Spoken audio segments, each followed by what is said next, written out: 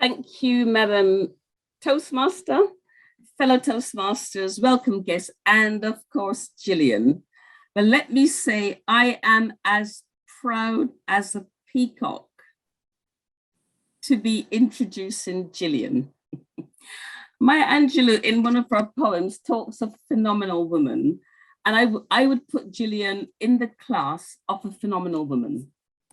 She is a distinguished Toastmaster, TEDx speaker, well-known philanthropist, coach, author, the list goes on. She has won a number of prizes, but I think the one of which she is uniquely proud is the Mother Teresa Memorial International Award. I think she's uniquely proud of that one.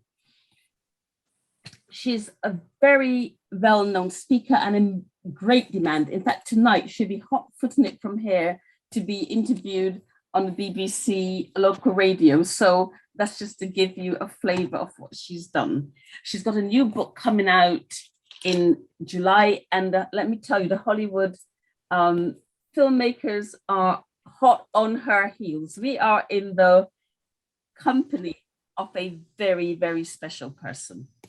I also count her as a friend.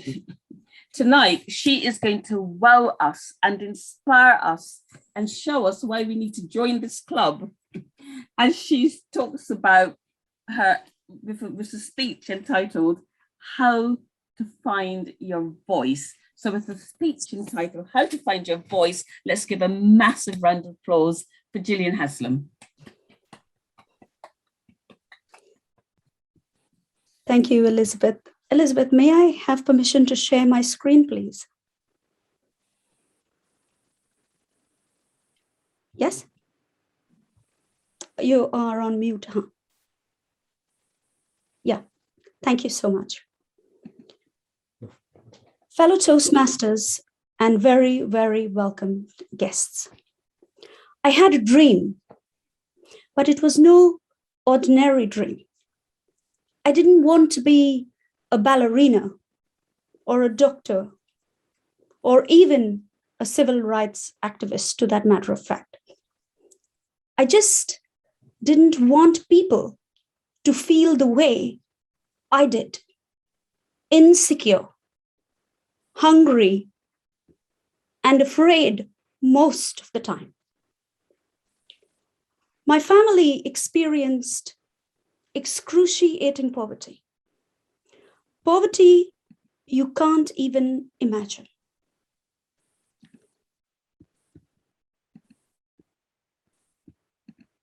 This is an image of our first home, which was a home under a flight of stairs. My father was a captain in the British Army and was born in India. My grandparents were British on both sides. And my father and mother stayed in India after India got her independence in 1947. And we were reduced to abject poverty. My little sister Vanessa and me, we moved with my mom most of the time from one place to the other. Sometimes people kept us, sometimes people asked us to move on. And when we first found a home, it was under this flight of stairs, which exists to this day.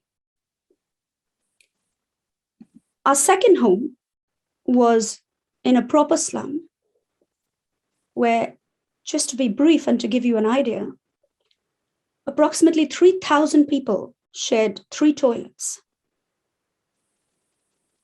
There was hardly any electricity, and we filled water from a tube well, and most of us were girl children. The only reality I had was adversity. So instead of thinking of who I wanted to be and what I wanted to be, I was more concerned about my younger brother, and my infant sister, whom I was tasked to look after while my parents went out to try and earn some money in order to try and feed us. While we were living under that flight of stairs, we got very ill because of the extreme circumstances. My mother then went to a friend who she knew. Her name was Mrs. Green. And she asked her, "Will you keep these two little girls for me and look after them, since they are falling ill a lot of the time?" Mrs. Green said, "Of course, Margaret." That was my mom's name. "I will keep them. I will look after them, and I will teach them for you. You do not have to worry about them at all." And my mother was so grateful to her. And she told us to be good girls and to be obedient, and she left us there. But Mrs. Cleophas somehow took to my sister, my little sister Vanessa, just very fair, very blonde, and very naughty, but didn't take to me. And my little sister, being very naughty, used to draw a line across my book or throw water on my book. And Mrs. Cleophas always used to ask us, "Who did that?" And just in order not to get my little sister into trouble, I always said, "I did." So she would take me by my ear down a flight of stairs and into an Indian-style toilet, pretty much the same toilet of the picture I just showed you. And every evening, she would put me in there, and she would lock the door and put off the light from the outside. Not only was it pitch black inside, but it was also full of huge flying cockroaches. And every day she would do this to me. And my little sister Vanessa would stand outside the door and say, "Don't move. If you stay still, they won't fly." But I was just traumatized with what she used to do to me.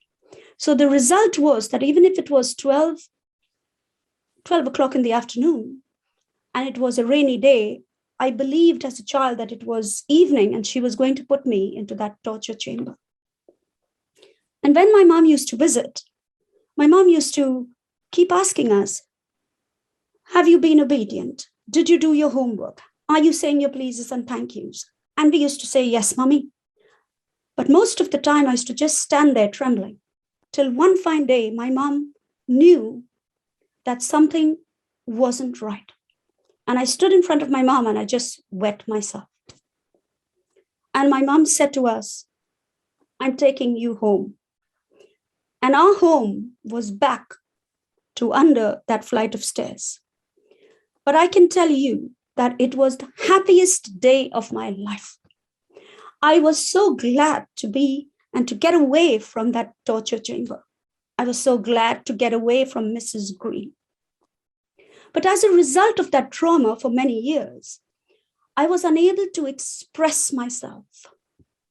My default reaction was to stare at my feet and avoid eye contact. And when I had to, I reacted or I responded with a smile, but no words would ever come out of my mouth. I grew up, I finished school, but remained a very quiet, subdued, and shy girl. And I was simply unable to express myself. However, life does have to go on. And the next thing I needed was a job. I applied to a bank for a job. And after 6 months of examinations, interviews, and nights of cold sweats, just thinking of that interview process, I was lucky enough to get the job. But that just paid the bills. I kept searching for organizations or people who could help me. But the rates, the amount of money that people were asking for their time was completely unaffordable. Until I came across an organization that said, this is where leaders are made. Having worked for a bank, this made complete sense to me. When I found out about the cost, I was in shock to know that Toastmasters were providing so much value for such a small amount of money. But then I learned that Toastmasters was a not-for-profit organization. I couldn't believe my luck. I wanted to write books, articles, blogs. I wanted to learn how to construct effective and well-written speeches. I wanted to be able to find my voice and to speak with confidence, but I just wasn't a good communicator. But I made up my mind and I joined Toastmasters. Suddenly, there was light at the end of the tunnel. Let me ask you, what are you doing that terrifies you? What is holding you back from achieving your potential? Do you need someone with experience to guide you along the way? We all have the need to express ourselves and to communicate clearly for different reasons unique to each one of us. But the challenge is to package our message effectively and to tailor it to an audience and deliver it for maximum impact. And this is what Toastmasters teaches us to do. They provide us a safe and supportive environment in which to feel truly secure, especially for someone like myself. They provide us the opportunity to tap into a world of structured training programs, skills, and opportunities that keep us achieving and succeeding every step of the way. They provide us access to mentors that can change our lives. And they also provide us with the ability to gain valuable feedback from some of the most knowledgeable and experienced audiences that exist. And with that, the ability to learn in an informal and a very friendly social environment. Is there something you wish to achieve? If so, what are you going to do about it? I continued my journey, and the stone of fear and trepidation was slowly being rolled away. Toastmasters gave me a mentor who truly changed my life. I started 6 charities and gained a lot of recognition for my work, and even received the Mother Teresa International Memorial Award. I have written 2 books, and the first book sold over 200,000 copies. I followed the Toastmaster program rigorously and learned how to write effectively and to communicate effectively. And while I was being invited to schools and corporates and universities, I was no longer just being heard for the sake of it, but I was being understood. I was invited to Stormont, and I was so afraid of delivering that speech. I called my mentor and I said, Bob, I am unable to deliver this speech. I am still so afraid. And he said, Gillian, this is your opportunity to be understood. And I delivered that speech. And if you listen to it, it is on YouTube. And it's entitled, Never Give Up and Other Complete Rubbish. But if you listen to it, you will know just how nervous I was. But by the time I left Belfast and I came back home, the YouTube video had already been viewed more than 50,000 times.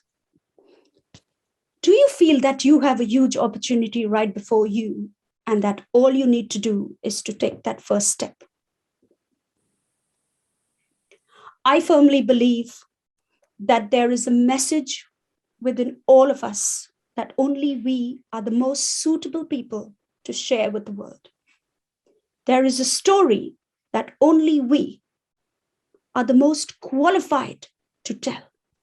And there is a book within all of us that only we are the most worthy to write. There is something that is engraved only on our souls, each individual soul, that is specifically ours to express. This is what it takes to find our voices. Thank you. Back to you, Madam Toastmaster.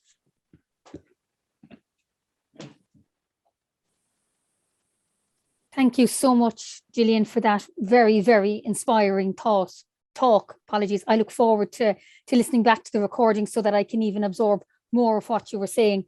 That was truly fantastic. And I think now we're going to have a Q&A session, if I'm correct. So if anybody has any questions for Gillian, please either just raise the virtual hand or your own hand, and Gillian will be able to see you and talk to you.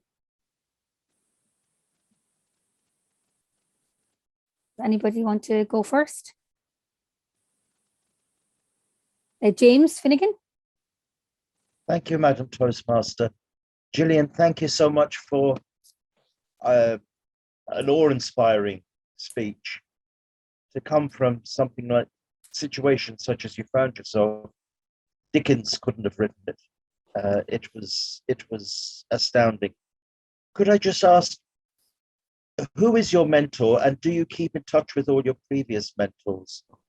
Do you touch base with them regularly and get that reaffirming support that you talked about?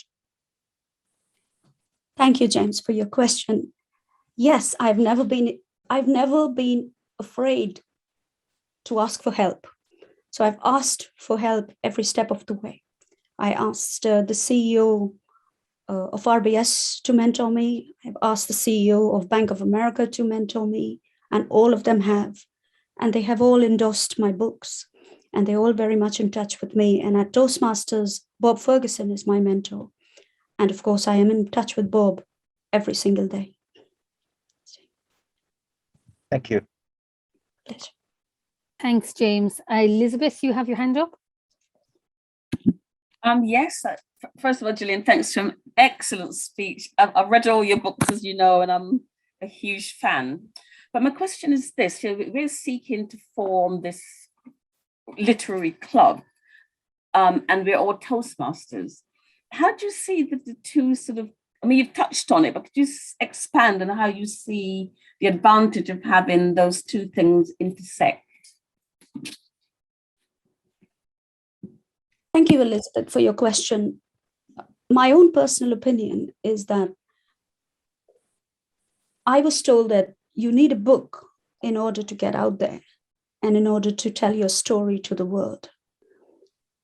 But unfortunately, we can't just sit down and write a book, especially people like, me, who come from such deprived backgrounds.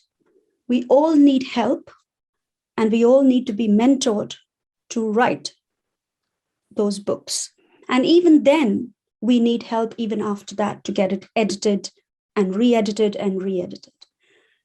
And once we get that book ready, it's only then, if we can kind of combine the book with speaking, then it becomes even more powerful. And for me, at least, as a speaker, a book was very important to tell your story to the world, because many people read, but they don't listen to speeches. And many people love and enjoy listening to speeches, but they don't read.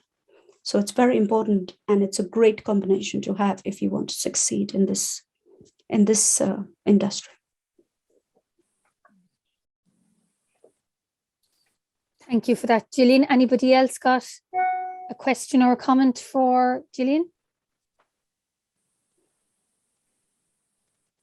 I suppose, Gillian, do you want to tell us about your book and when it's out? And I know you're giving an interview with the BBC this evening. If you want to tell us where we can catch that after the meeting, if you'd like to share.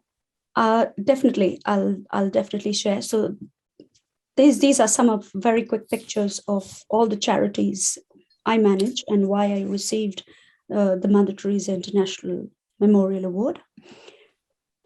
As you can see from Toastmasters, and it's very nice of them. And this is some of all the articles. It's all on my website. But coming to my books, Indian English was my first book, which told a story and which sold over 200,000 copies. And A Voice Out of Poverty is my second book, and it's to be released on the 12th of July this year.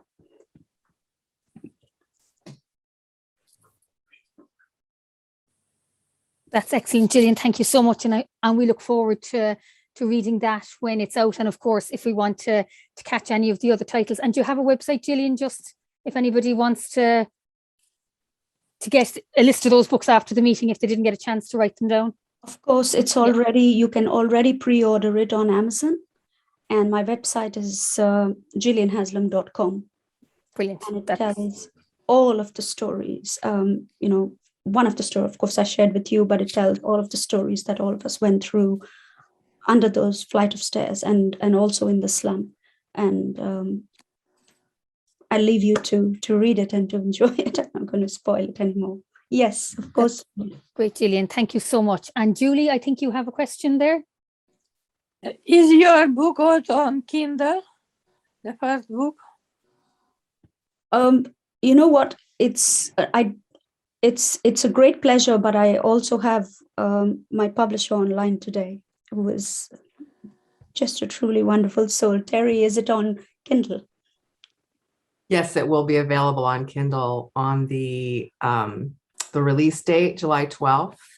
You can also pre-order that, but it'll deliver into your Kindle on the release date.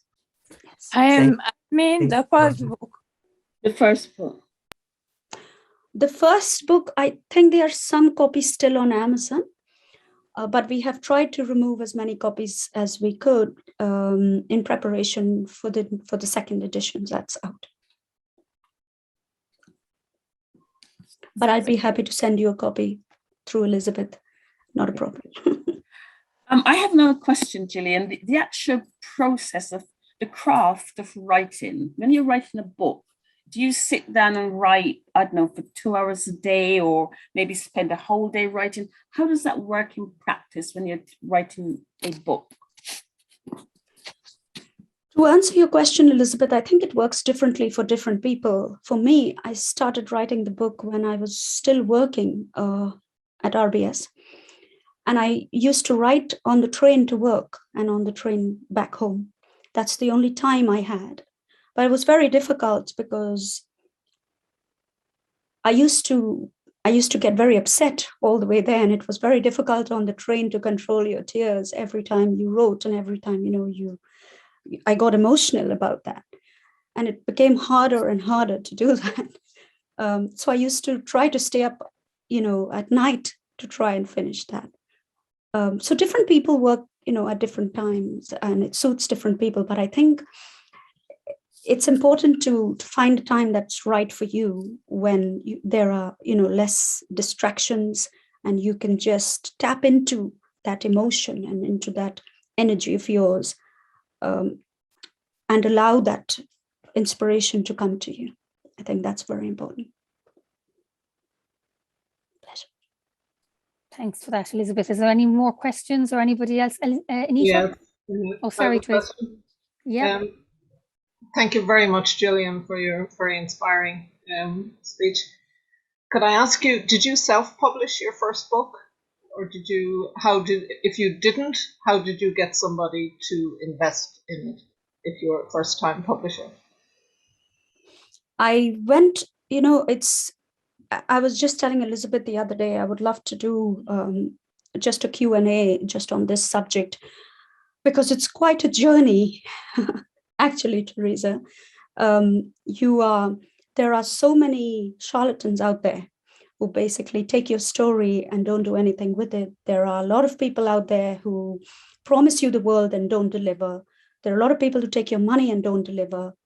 And I've been through all that and lost a lot of money, but I've learned a lot in the process, and I've learned how to do it and get it out in the right way. So yes, the first publisher was a mix between a self-publisher and a hybrid. And then after that, Terry, of course, is a mix between a hybrid and a full traditional publisher. So I would highly recommend it, since she's online as well. Okay, Terry, you'll have to come back. Absolutely. I There'll be think Anita has her hand a up. part 2, yeah. And I would be happy to come back. Thank you. Okay, we'll send you an application form. And Anita, I think you had a question. Thank you, Patricia. Thank you, Gillian, for an inspirational speech from you there. I know that you said you found the process of writing emotionally difficult at the start, and I suppose I have a question as to whether in the end you found it helpful. Thank you for your question, Anita. They say writing does help, and it's very therapeutic, and that is true. But it's also hard in so many other respects. And once when we do organize this Q&A session, I'll talk more about it. But it is hard when you are alone, trying to write alone, and it gets even harder when the world doesn't give you a chance to get out there, if you know what I mean. Sometimes you get, abused and ridiculed, and you get all kinds of things coming at you from people who don't even know you, who've never met you, who don't understand where you've come from. But that's because everybody has an opinion on social media. And that is that's a huge hurdle that you have got to overcome. And that, again, Toastmasters taught me how to deal with that. I think Toastmasters taught me everything, how to deal with everything. And if it wasn't for Toastmasters, I can genuinely and honestly tell you, I wouldn't be here today talking to people, like you. So I am more than grateful to Toastmasters and how they have helped me to change my life. It was impossible to change in many respects. But here I am, and I'm grateful. Thank you. Thank you for that, Anita. And thank you, Gillian. That's a fantastic testament to the power of Toastmasters. And I wrote down there when you were speaking, you didn't say it exactly like this, but words to the effect of, afraid to take the first step. And I think that was, any of us that are members of Toastmasters, I think we all know what that felt like. And I think if anybody's afraid of taking the first step into an advanced Toastmasters club, well, this is your chance to do it by joining us here in the Right Toastmasters. And, we'll have more of what Gillian has done tonight in talking about her own personal stories. And I think if you're afraid to take the first step, don't be, because there's plenty of opportunities for learning and growth out there, as we can see.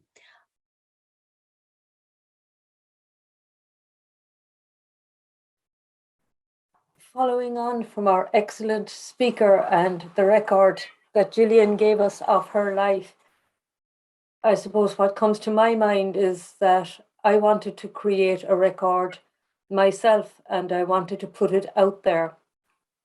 That my son got ill all of a sudden. He was 18 years old, and 3 months later he died of leukemia. And I wanted to record for myself what actually happened. I didn't want to forget any of the detail. So much like Gillian, I was on the train for work, going to and from work, because I had to travel. I'm in Cork to Dublin when I went back to work, and I had paper and I was traveling. So I was writing it down, and similarly to Gillian, I had the problem of holding back the tears because you're in the train and there's somebody sitting opposite you. But I wrote down my story, but then I put it in a drawer and I couldn't get it back out, because I looked up online trying to find out how do you publish a book. And you know, the suggestion, you have to have a Facebook, you have to have Twitter, you have to, these are the things that I didn't know and didn't want.